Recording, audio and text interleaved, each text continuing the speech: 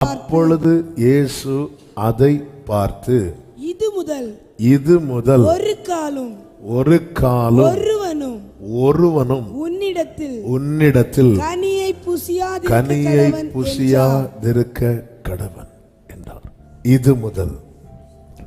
அதன் அர்த்தம் என்னன்னா, இதுவரை நீ யூஸ் ஆயிட்ட, இனி நீ யாருக்குமே யூஸ் ஆக மாட்ட. இதான் அதனுடைய அர்த்தம். இதுவரை நீ யார் யாருக்கெல்லாமோ யூஸ் ஆன,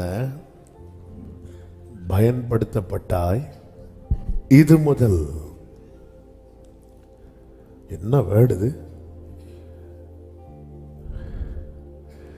சாந்தமும் மனத்தாழ்மையுமா இருக்கிறவர் சொல்ற வார்த்தை. இது முதல்.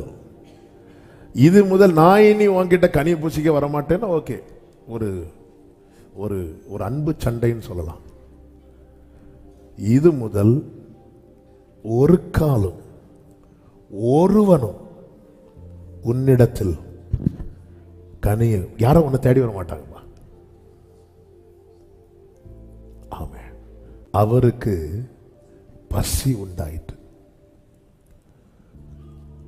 பசி உண்டாகும் போதெல்லாம் இயேசு செய்த செயல்கள் நமக்கு நல்லா தெரியும். ஒன்று, இருக்கிறத பிளஸ் பண்ணி சாப்பிடுறார். இன்னொன்று, சீஷர்களை அனுப்பிவிட்டு வாங்கிட்டு வர சொல்றார். ஆனா இந்த இடத்துல அவருக்கு பசி உண்டான போது அவர் இந்த மரத்துக்கிட்ட அவருடைய பசியை போக்குவதற்கான கனியை எதிர்பார்க்கிறார். நம்ம கேட்டா சொல்லுவோம், இது சீசன் இல்ல. நல்ல கவனிங்க, சீசனை செட் பண்றது கர்த்தர்.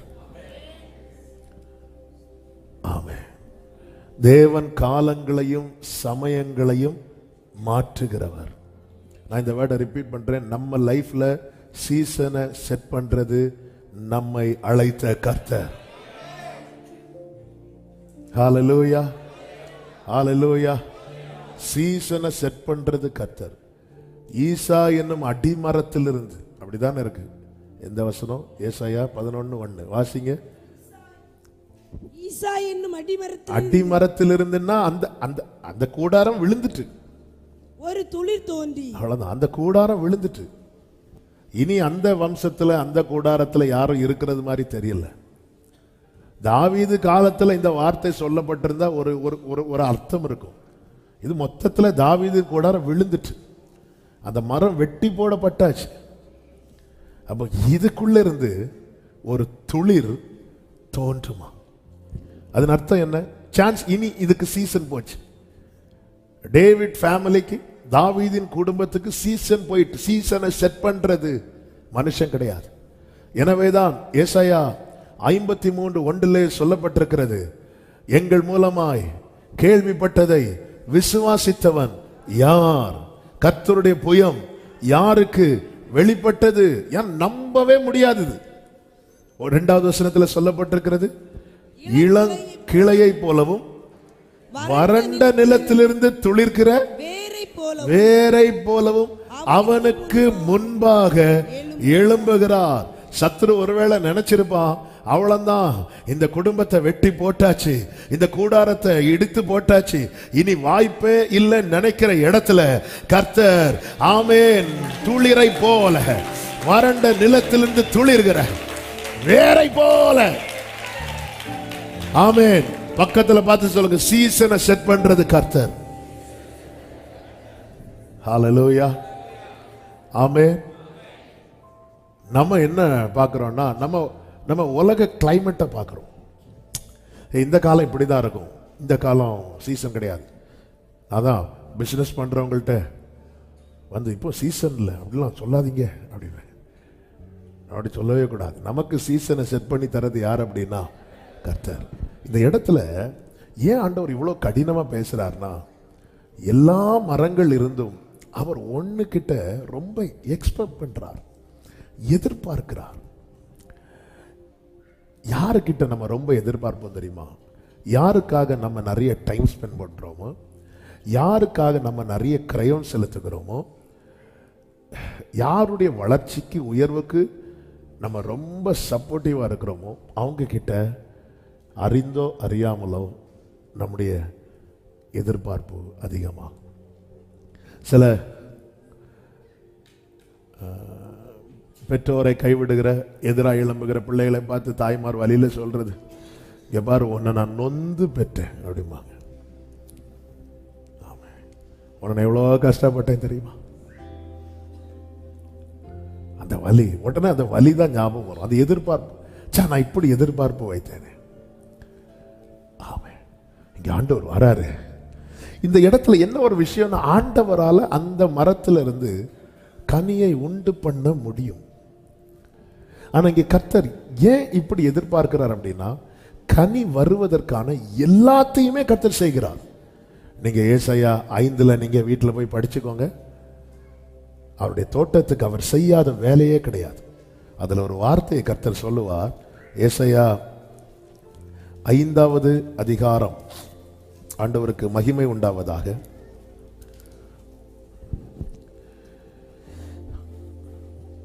4வது வசனம். நான் என் திராட்சை தோட்டத்திற்காக செய்யாத எந்த வேலையை அதற்கு நீ செய்யலாம்? நான் எல்லாம் செஞ்சிட்டேன்பா. என்ன செஞ்சார்? 2வது வசனம். அவர் அதை முதல்ல வேலி அடைத்து கற்களை பொறுக்கி அதிலே நற்குல திராட்சை செடிகளை நட்டு அதன் நடுவில் ஒரு கோபுரத்தை கட்டி அதில் ஆலையையும் உண்டு பண்ணி அது நல்ல திராட்சை பழங்களை தரும் என்று காத்திருந்தது. அதுவோ கசப்பான பழங்களை தந்தது. ஆண்டவர் உடனே கூப்பிடுறார், எருசலேமின் கொடிகளே, யூதாவின் மனுஷர், எனக்கும் என் திராட்சை தோட்டத்துக்கும் நியாயம் தீருங்கள். நான் என் திராட்சை தோட்டத்துக்காக செய்யாத எந்த வேலையை இனி செய்யலாம்? எதிர்பார்ப்போடு வருகிறார். நல்ல கவனமா கேளுங்க. நம்மால ஆண்டவருக்கு பிரயோஜனப்பட முடியலைன்னா நம்ம யாருக்குமே பிரயோஜனமான பாத்திரமா இருக்க முடியாது. அதான் இது முதல் ஒரு காலம் ஒருவனும் உனக்கு எனக்கு கனி தர முடியல, நீ யாருக்கும் கனி கொடுக்கண்டா. அதனாலதான் ஒரு தேவ பிள்ளை நான் எந்த அளவுக்கு ஆண்டவருடைய காரியத்துல ஆண்டவருக்கு நான் பிரயோஜனமான பாத்திரமா இருக்கிறேன். டேவிடுடைய புதிய பாட்டு நம்ம ரிப்பீட்டடா பாடிட்டே இருக்கிறோம். வழியிலே கிடந்த மண்ணென்னை உம்மகத்தான திட்டம் வைத்தீ பாடுங்க.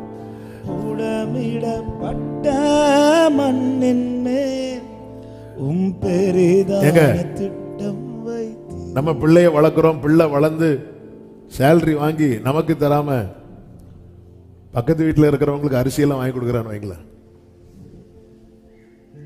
இது அநேக பெற்றோருடைய கண்ணீர். அவருக்கு பயன்படாம ஆண்டவர் சொல்ற, இனி இது முதல் என்ன வேடுங்க அது, அந்த கிருபை பொருந்தின ஒரு வாயிலிருந்து இப்படி ஒரு வார்த்தை விழுந்துடக்கூடாது நம்ம லைஃப்ல. விழுந்துட்டுனா விழுந்ததுதான். அடுத்த நாள் வந்து பார்க்கறாங்க அது வேரோட பட்டது. அதான் மேல பட்டுன கூட வெட்டி எடுத்துலாம், வேரோடு. ஹல்லேலூயா. இது முதல்.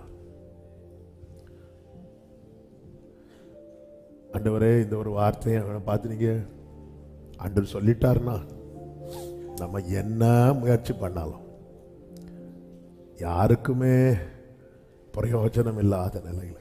இன்னைக்கு ஆவியானவர் வந்து இந்த வார்த்தையை காலையில் மெடிடேட் பண்ண வச்சார். டேவிட்டை தான் வர்ஷிப் நடத்த சொன்னேன். டேவிட் ரொம்ப டயர்டு, எனக்கும் டயர்டு தான், இருந்தாலும் சரி. ஆனால் ஆண்டவர் இந்த வார்த்தை தான். ஆமென். ஆண்டவர் சும்மா வந்து எந்த ஒரு வார்த்தையுமே மெடிடேட் பண்ண வைக்க மாட்டார். ஒரு கொஞ்சம் யோசித்து பாருங்க. நம்ம வந்து அவர் எதிர்பார்க்கிற டைம் யூஸ் ஆகாம அவ்வளோதான். சில பாத்திரத்தை வீட்டிலேருந்து வெளியே தூக்கி போடுவாங்க, பார்த்துருக்கீங்களா? அந்த பாத்திரம் அப்படி வெளியே தூக்கி போடப்பட்ட பாத்திரம் காணவில்லை என்று வீட்டார் கம்ப்ளைண்ட் பண்ண மாட்டாங்க. ஆனா வீட்டுக்குள்ள இருக்கிற பாத்திரம் மிஸ் ஆச்சுன்னா தேடுவாங்க. இன்னும் அவர் கையில தான் இருக்கிறோம். நான் அவருக்கு பயன்படாம யாருக்கு பயன்பட வாழ்ந்துட்டு இருக்கிறேன், ஓடிட்டு இருக்கிறேன்.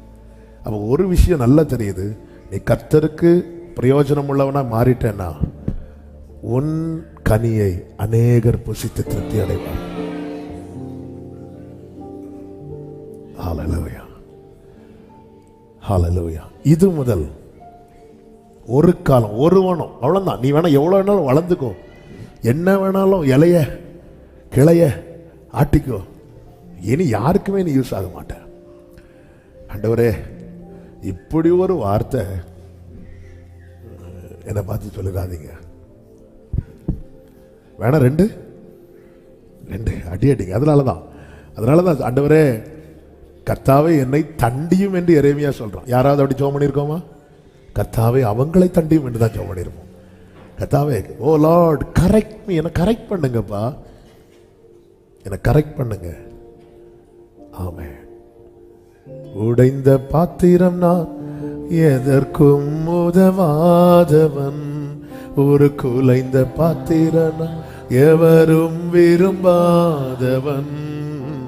உடைந்த பாத்திரம் நான், எதற்கும் உதவாதவன், ஒரு குலைந்த பாத்திரம் நான், எவரும் விரும்பாதவன். ஓ குயவன் கையில் பிசையும் களிமண் போல, குயவன் கையில் பிசையும் களிமண் போல, என் சித்தமல்ல உன் சித்தம் போலாக்கும்.